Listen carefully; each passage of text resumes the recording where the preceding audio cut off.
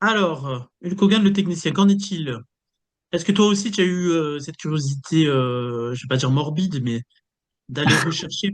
Non, parce que je les avais vus un peu, puis il y a des vidéos qui tournent, Hulk Hogan in NJPW, un combat Ah, contre Tenryu. bah moi, Je sais pas, je suis très pour Oresu, donc oui, j'ai Dexter contre regardé des Hit matchs de Muta. Hulk Hogan au Japon. Tu penses quoi? Je pense que je vais te décevoir, parce que moi j'ai trouvé ça très chiant en fait. Dans son style. Alors Bah, il fait certes, il fait Enzugiri, deux, trois trucs, mais je sais plus s'il fait un saut chassé, des choses comme ça, peut-être à un moment. saut Mais, chassé, je sais pas, mais mais globalement, euh, c'est beaucoup de prise au sol où il maintient le bras dans le dos. Oui. voilà, contre Tenryu, effectivement, il a un match, on va dire, ouais, assez dans les standards du catch japonais, donc un peu plus varié, avec un peu plus de petites choses qu'on l'aurait pas trop vu faire à la WWF. Ça va pas chercher hyper loin, mais on va dire qu'il s'adapte au public et que finalement il sort un petit peu quelques tricks confidentiels. Mais ça reste des choses qui sortent, qui sont un peu dans les gammes de ce que doivent savoir faire des catcheurs. Basique. Oui. Voilà. Hein, C'est c'est des basiques, pas. c'est des basiques de catcheur. Il sort pas des nouvelles Ouais. prises incroyables. Mais après, encore, si tu veux, le fait qu'il affronte Tenryu au Japon, Tenryu qui est une légende au Japon et qui était le fondateur d'une fédération, hein, la War, c'est un mec qui est, on va dire, qui est très peu expressif. Hein. Il est Ouais. ultra stoïque du début à la fin de sa carrière. Hein. C'est très Hum, rare de le voir sourire ou de le voir.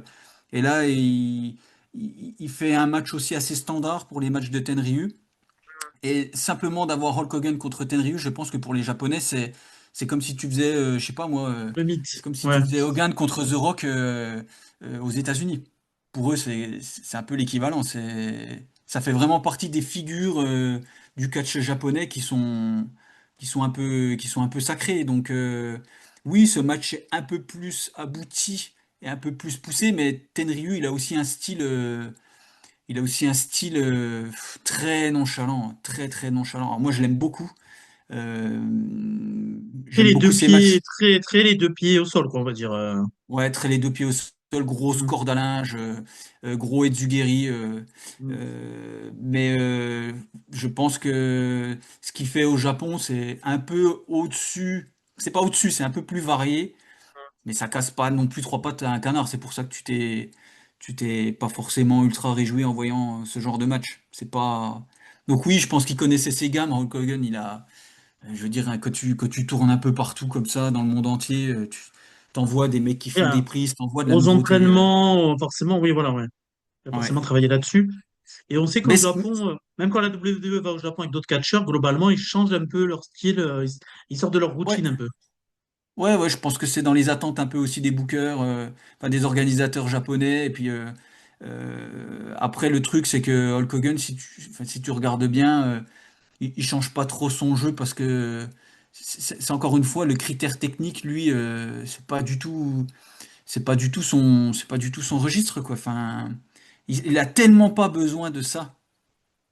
Mais d'ailleurs, il en a tellement pas besoin que si tu regardes son moveset, je pense pas me tromper en disant qu'il y a rien de nouveau dans son moveset euh, du début à la fin de sa carrière. Voilà, parce que ça, par rapport au point précédent, voilà, souvent quand les catcheurs passent heal, ils changent de finish, par exemple, ou des choses comme Ouais, ça. On aurait pu ouais, s'attendre à ce qu'il fasse un finish de heal. Alors, ouais, il faisait un espèce de torture rack en début de carrière quand il était heal. ouais. Ça ressemble un peu à ça. Et les mecs, voilà, il laissait les mecs red mort, enfin, je veux dire, voilà. Ils abandonnaient, Mais genre, il lâchait pas la prise après qu'ils abandonnaient, des choses comme ça, tu sais. mais je pense que Mais sinon le leg drop est arrivé très tôt, ouais. Mais je pense que c'est quand même une philosophie de catch qui est inhérente à son époque. C'est que aujourd'hui, on est beaucoup sur la technique. On va regarder un match, on va aller lire la newsletter de Dave Meltzer et on va attendre qu'il donne une note à je sais pas combien d'étoiles et le critère technique sera ultra prépondérant dans sa notation. Pour les catcheurs de l'époque de Hulk Hogan, dans les années 60-70, c'est pas le critère technique qui fait le catch en fait quoi. Le critère technique, il est accessoire et c'est juste un support pour faire passer des émotions. Aujourd'hui, le critère technique, on va dire, il est quand même prédominant. Sans la technique, ben, finalement, c'est compliqué d'avoir des matchs qui vont être bien cotés. Dans les années de Hulk Hogan, j'ai même envie de dire de Ric Flair, de Roddy Piper. Si tu regardes Roddy Piper, c'est une légende. Oui. Si tu regardes son moveset, Roddy Piper, c'est juste un bagarreur Ah, c'est en très limité, hein. colère, Oui. tricheur ou voilà, ou pas tricheur, peu importe, mais c'est pas la technique, Non, c'est pas ce qui fait le catcheur. non, Et non, Hulk non. Hogan, il est dans il est dans ce registre, dans cette philosophie-là, quoi. Ça n'a pas d'importance. Et d'ailleurs, je pense que si à l'époque, il cautionne pas non plus des mecs comme Bret Hart ou des gars de la nouvelle génération, c'est parce que pour lui, c'est pas des aussi bons storytellers que Ouais, lui. Voilà, c'est des mecs qui sont obligés de faire des cabrioles déjà pour emballer le public. Hulk Hogan, lui, en fait, il lève un doigt et les gens réagissent. ça. Il met une main sur l'oreille et c'est bon. Ouais, une Est-ce main sur l'oreille et que, c'est bon.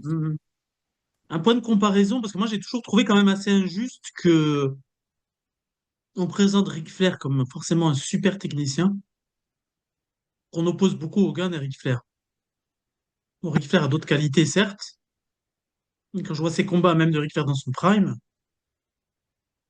ça restait surtout. Ce qui caractérise Ric Flair, c'est justement il vend bien son adversaire, en fait. Ouais, il vend bien son adversaire, il raconte bien aussi l'histoire du méchant. Mais c'est clair que techniquement, c'est plus varié, hein, clairement. Et puis c'est plus varié parce qu'aussi Ric Flair, il a cette réputation d'être un, je sais pas moi, d'être un triple, un mec qui a trois poumons, qui a une condition physique Il court dans les qui est cordes, hors norme, il prend des bumps. C'est un peu qui ça qui prend des manque à bumps, Hogan, peut-être. qui catch à une heure, qui catch pendant une heure, qui catch pendant 45 Ouais, minutes, oui, 3, il a 4, fait 5 énormément. soirs par semaine. Et là aussi, c'est le catcheur dans le sens, dans le sens un peu une machine physique. Mais c'est vrai que Hulk Hogan, Il sait gérer le timing d'une heure. On pense au combat contre Steamboat.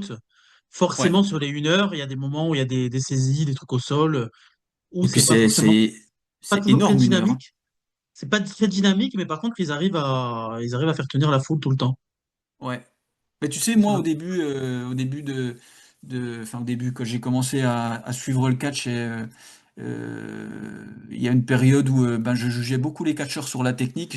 J'avais du mal un peu avec Ric Flair parce que je trouvais que c'était quand même, il avait un certain standard de prise, hein, surtout à la fin de sa carrière.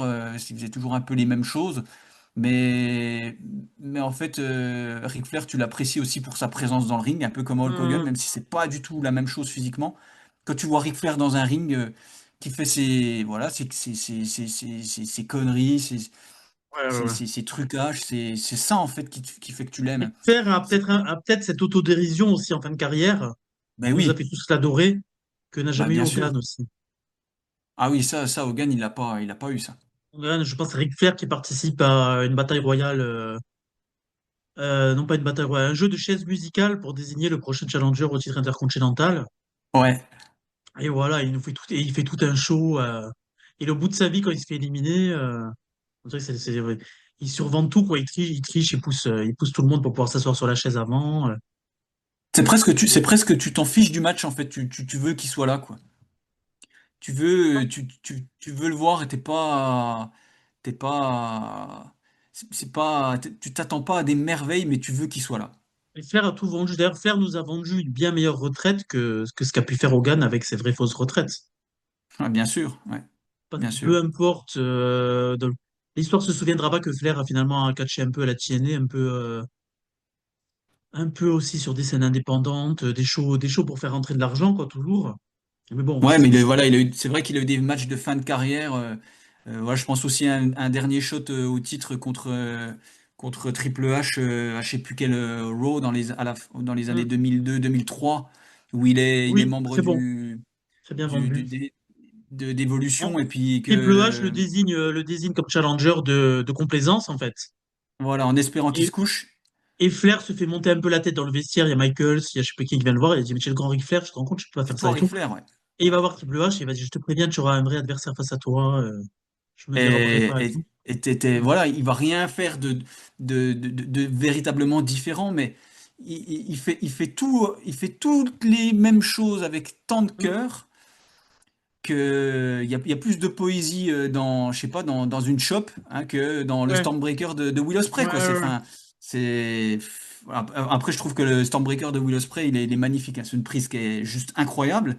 Mais c'est pour dire, voilà, les mecs, comment ils ont Peut-être réussi qu'il lui à. manquera toujours quelque chose. Tu vois, moi, un de mes catcheurs préférés, c'est AJ Styles, mais je me dis, il lui manquera toujours un truc. Ouais, Voilà, il a essayé de se. En ce moment, c'est un peu un comédie wrestler. En ce moment, il s'est un peu reconverti, là. ouais, Il a rendu hommage à Eddie Guerrero dans la dernière storyline, là, contre Dominique Mysterio. ouais. SummerSlam, d'ailleurs. Mais il y a pas ce star power. Il lui manquera toujours un truc. Il Ouais, ne l'a pas c'est eu. ce petit détail qui fait que ce mec tire son épingle du jeu et ouais, t'as une espèce d'amour pour lui, t'as envie de le voir, quoi. Je sais pas, même si tu sais qu'il va pas forcément te surprendre dans ce qu'il va faire dans le ring, t'as envie qu'il soit là, t'as envie qu'il soit sur la carte, t'as envie, voilà, c'est Rick, quoi. Je sais qu'il y a cette image quand RTL 9 a repris le catch. Ils avaient repris la WCW sur la fin, donc fin 99 en 2000 jusqu'à la fermeture en 2001. Et il y a un Raw de février 2000 où il y a un Hogan Flair comme ça au plein milieu d'un nitro. D'un nitro, ouais, pas un Raw, un nitro donc.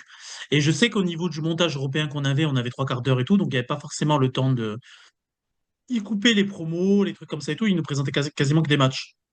Donc il y a l'écran noir qui se fait et tac, il y a le fondu et on arrive au milieu du ring, tu as Flair et Hogan face à face. Oui, oui, c'est bien eux, ils sont là, vous ne rêvez pas, nanana et tout.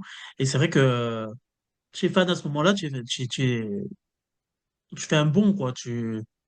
Ouais, Tu fais un bond alors que les deux sont déjà vieillissants, qui vont pas forcément. Il n'y a pas ouais. d'enjeu particulier, il n'y a pas de truc et tout, mais il y a cette aura qui les Tu te dis c'est habite. spécial, quoi. Là, je vais voir quelque chose de spécial, même si du coup c'est mal buildé, et c'est mal Hmm. construit, hein, mais je sais pas, tes yeux c'est fou ce côté magnétique qu'ils peuvent avoir. Voilà, enfin, c'était Qui, pour nuancer justement entre cette opposition qu'on fait toujours entre Flair et Hogan. Il y a ouais, quand même Ils ont un tronc commun, ils sont différents, mais hmm, il y a quand même ce storytelling, ce savoir-faire, ouais, capturer le public dans sa main, etc. Je te complètement. propose, je te propose qu'on passe à souvenirs plus personnels. On va Ouais, voir ça dans la dernière partie. ça marche.